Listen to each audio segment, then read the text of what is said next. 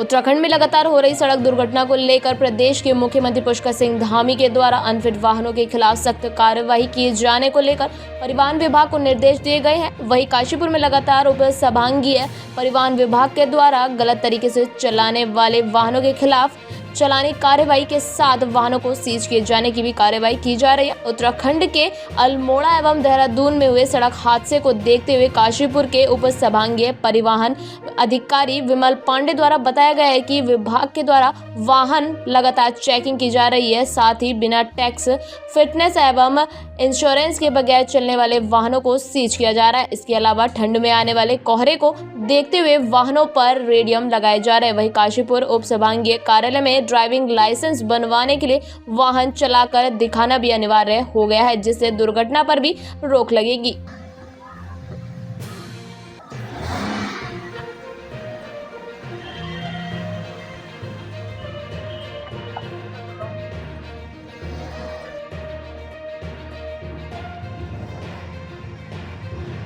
रुकी है सर वहाँ पर, ये जो हमने गार्डियन की बनाई, इससे पहले मैं आपको दिखाई है पहले की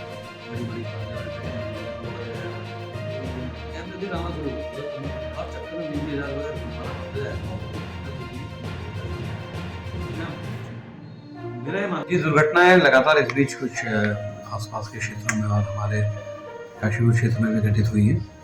हालांकि जो अभी हाल ही में ट्रांसपोर्ट डिपार्टमेंट ने जो दुर्घटना के आंकड़े जारी किए हैं, उसमें 2023 के मुकाबले काशीपुर या उधम सिंह नगर डिस्ट्रिक्ट में दुर्घटनाओं की संख्या में कमी है 3.22% की, और मृतकों में भी 9.32% कम हुआ है। लेकिन दुर्घटनाएं चूँकि हो ही रही हैं और अब जाड़े का समय आने वाला है, इससे बहुत ज़रूरी है कि इसको लेकर के अलर्ट हुआ जाए। चेकिंग और प्रवर्तन अभियान तो हमारे द्वारा किए जा रहे हैं। उसके साथ ही अब ये जो ट्रैक्टर ट्रॉली या ई रिक्शा के पीछे रेडियम चिपकाना, रेडियम टेप चिपकाना, इसका अभियान भी हम शुरू कर रहे हैं। पूर्व में भी हमारे द्वारा ये चलाया गया था। हमारे प्रवर्तन अधिकारियों द्वारा इस पर काफ़ी कार्रवाई की गई थी और इसको लेकर के, और साथ ही जो वाहन अपने माल को ढक के नहीं ले जा रहे, जो खनन माल विशेष कर ले जा रहे हैं, वो धूल उड़ती हुई या उसमें से कंकड़ पत्थर गिरते हुए, इसको लेकर के भी हमने मुहिम शुरू की है और अपने समस्त प्रवर्तन अधिकारियों को निर्देशित किया गया है कि माल को ढक के ले जाने को वो प्रेरित करें। अगर ढक के नहीं ले जा रहे तो उस पर चालान करें, और अभी काफ़ी चालान इसमें किए गए। सर एक चीज़ हो रहा है इसमें, हाँ, ये बहुत महत्वपूर्ण बात है कि विदाउट नंबर प्लेट या नंबर प्लेट छुपा करके चलना, या नंबर प्लेट को इस तरीके से प्रदर्शित करके रखना कि जैसे कोई जूता टांग देता है नंबर प्लेट के आगे या कोई माला लगा देता है, इसको लेकर के भी हमने कार्रवाई शुरू की और काफ़ी अधिक मात्रा में हमने इस पर कार्रवाई की। कल भी ART इन्फोर्समेंट को मैंने निर्देशित किया था, वो गए भी थे।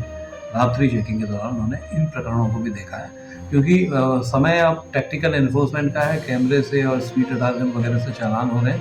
ऐसे में नंबर प्लेट होना बहुत ही आवश्यक है, और अगर नंबर प्लेट नहीं होती है तो फिर ये ड्राइवर को भी एक मनोबल बढ़ जाता है कि मेरा तो नंबर है नहीं, मैं भाग जाऊँगा। तो इसको लेकर पुलिस भी कार्रवाई कर रही है और हम भी लगातार कार्रवाई कर रहे हैं, और इसको मैं समझता हूँ कि 90% से अधिक हमने इसे कंट्रोल कर लिया है। पौड़ी की रांसी स्टेडियम में इन दिनों आयोजित हो रहे खेल महाकुंभ प्रतियोगिता में स्कूली छात्र छात्राएं हिस्सा लेकर सर्द मौसम में भी जमकर अपना पसीना बहा रहे हैं। आपको बता दें, खेल प्रतियोगिता में शामिल पौड़ी जिले के 15 ब्लॉक से आए स्कूली छात्र छात्राएं खेल प्रतियोगिता में हिस्सा लेकर अपना दमखम दिखा रहे हैं, जिसमें long jump, high jump, kho kho, kabaddi, ball through समेत तमाम खेलों में अपना प्रदर्शन दिखा रहे हैं, जिसे स्टेट लेवल प्रतियोगिता में शामिल हो पाए। इस पर स्कूली छात्र छात्राओं का कहना है कि अपनी खेल प्रतिभा को संवारने में जुटे हैं, जिससे वे नेशनल खिलाड़ी का मुकाम भी भविष्य में हासिल कर पाए। कृपया करके कलर जमा करवाने अपने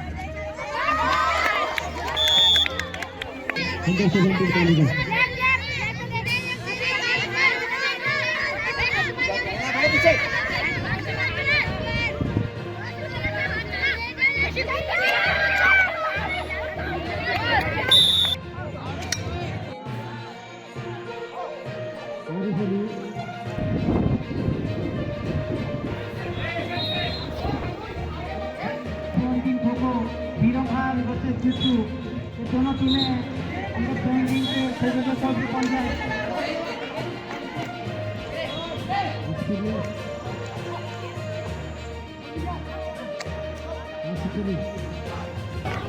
लंबी कूद के लिए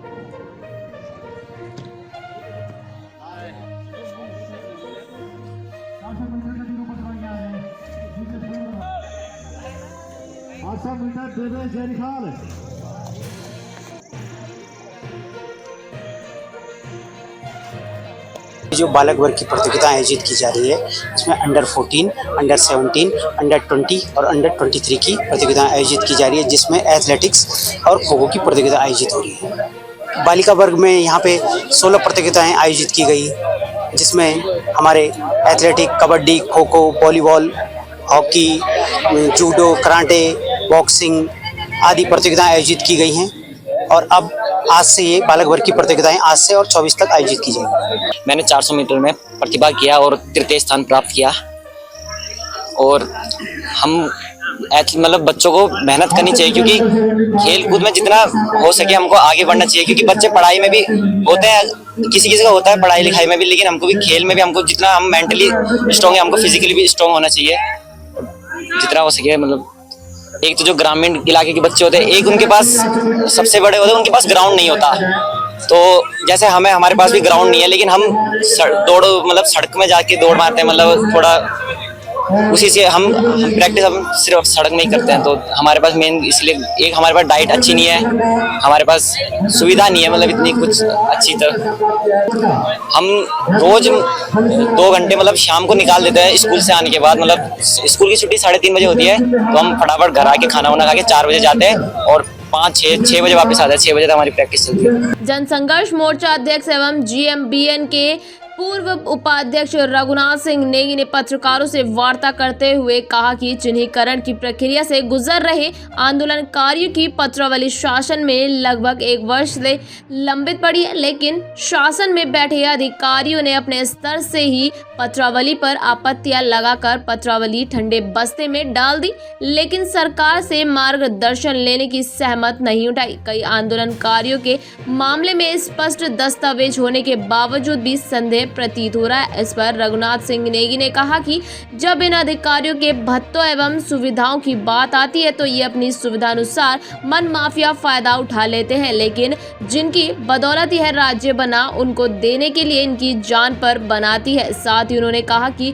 शीघ्र ही इस मामले को सरकार के समक्ष रखा जाए। सब में आगे समझ सकते हैं, उनकी जो आपत्तियां लगाई सब पे आपत्तियां लगाई, अरे क्या ये भी ठीक नहीं। और इसमें महत्वपूर्ण जो चीज़ है ये सारा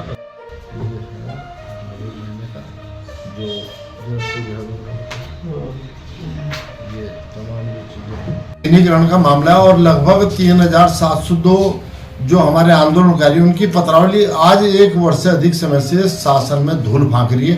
मतलब ये है कहने का कि जो शासन में बैठे हुए अधिकारी न उन्हें सरकार की चिंता है, वो खुद में ही सरकार है। और मैं समझता हूँ जब सारे फैसले शासन में बैठे हुए अधिकारियों ने लेने तो फिर सरकार की क्या जरूरत है।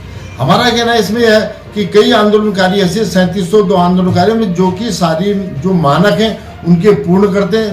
तमाम जिलाधिकारियों ने अपनी रिपोर्ट शासन को भेजी थी, लेकिन इन्होंने उसमें आपत्तियों पर आपत्तियां लगाकर उस फाइल को जो 3702 आंदोलनकारी हैं उनकी पत्रावली को ठंडे बस्ते में डाल दिया। और उसमें एक और चीज जोड़ दी कि इन सारी चीजों से लगभग 19 करोड़ 99 लाख रुपए का हर वर्ष खर्च आएगा और इससे और ज्यादा बढ़ने की संभावना। हमारा कहना है कि जब इन अधिकारियों को अपने भत्ते बढ़ाने की बात है, अपनी सुविधाएं बढ़ाने की बात है, तब तो उसमें कोई वेतन या भार या कोई वित्त का कोई भार नहीं पड़ता। लेकिन जहां आंदोलनकारी जिनकी बदौलत ये आज यहाँ मजे ले रहे हैं, इस प्रदेश के अंदर ऐश कर रहे हैं, कमाई कर रहे हैं, आज उनको ही ये वंचित रखने का काम कर रहे हैं। कई मामलों में तो ये कह रहे हैं जो हमारे आंदोलनकारी हैं उनके चिन्हीकरण हो गया, जिला प्रशासन ने चिन्हीकरण कर दिया।